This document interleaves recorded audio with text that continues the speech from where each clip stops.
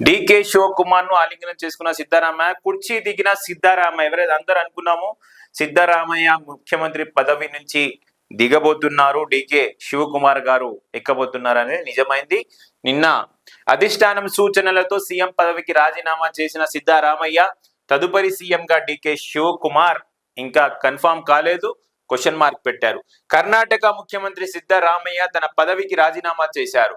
కొందరు మంత్రులు, అభిమానులు వద్దన్నా వెనకడుగు వేయలేదు. కాంగ్రెస్ అధిష్టానం సూచనతో గురువారం మంత్రివర్గ సహచరులతో అల్పాహార సమావేశానికి ఆహ్వానించి తాను రాజీనామా చేస్తున్నట్లు నిర్ణయం ప్రకటించారు.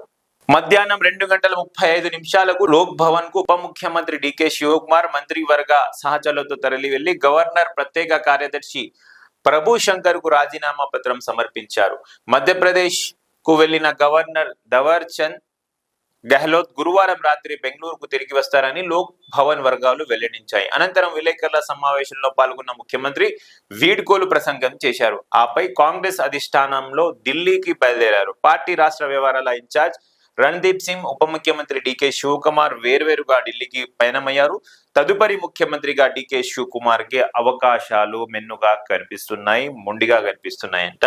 సో తదుపరి ముఖ్యమంత్రి కర్ణాటక రాష్ట్రానికి డికే శివకుమార్ అనేది ఆల్మోస్ట్ కన్ఫర్మ్ అయిపోయింది.